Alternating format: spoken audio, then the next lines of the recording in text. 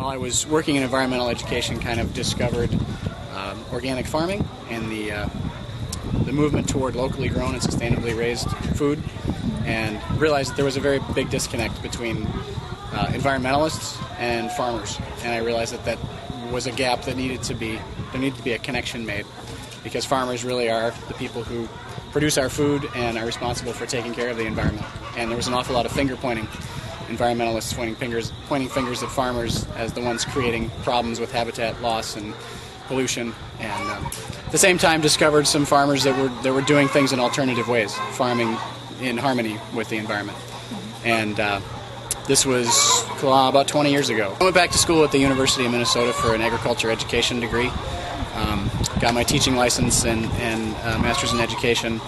And a few years later, this opportunity to bring together education and production farming came along, and it's been a good fit. So I've been here as the supervisor at Gale Farm. Here we see about 20 to 25,000 people a year who come for programs, and really the whole focus of our programs is connecting people to their food and understanding. In addition, how it's produced. Everything that we raise here, beef, lamb, pork, chicken, vegetables, honey, maple syrup, it's all sold right here at the farm to people who come to the farm, see how it's produced, and then purchase it for their own consumption. So our whole goal is to connect people to their food. So the farm is very much financially supported and managed by Three Rivers Park District, and wouldn't be here without their support. We have organizations that are really supportive of the local farming movement and have been around for a long time. The Land Stewardship Project is one of them. They support farmers with education, with policy work, with connecting consumers to local agriculture. And then another similar organization is the Sustainable Farming Association, which is really an organization of farmers to assist small farmers that market locally. But often the message is sort of diluted, and it becomes, come out and pet the cute baby animals. And that message is really easy to get to people. But the message of why it's important to buy food locally, what sustainable agriculture means, it's a pretty complex idea.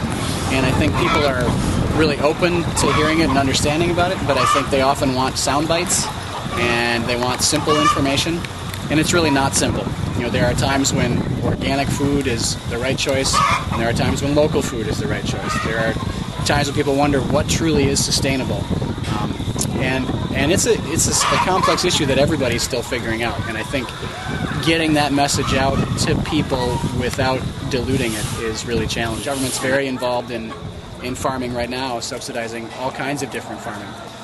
Typically it's the large-scale corn and soybeans. And if government can turn those subsidies around to have them be supporting more of the farming that's focused on sustainability, that would be a huge change. Because right now their price structures and support structures for farming tend to favor the really big agribusiness. Because if we can figure out how to scale local food up so it can compete, then I think it will happen. But I think we also need to, as consumers, be willing to value how food is produced and where food is produced over how much it costs. There definitely needs to be more networks of farms coming together to figure out how can we meet the marketing challenges.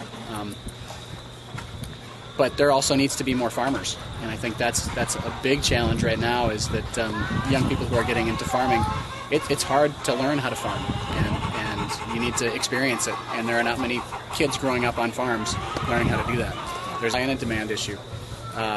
Just seeing the number of farmers that have gotten into farming to market their products locally in recent years, it's a result of the demand. So it definitely needs to come from both ends. It takes both farmers and consumers and policy all kind of coming together to change where we're at. And what we've seen in the last 20 years and the awareness that people have is amazing. And if we continue on this track, I think we will see an entirely different food system in another 20 years.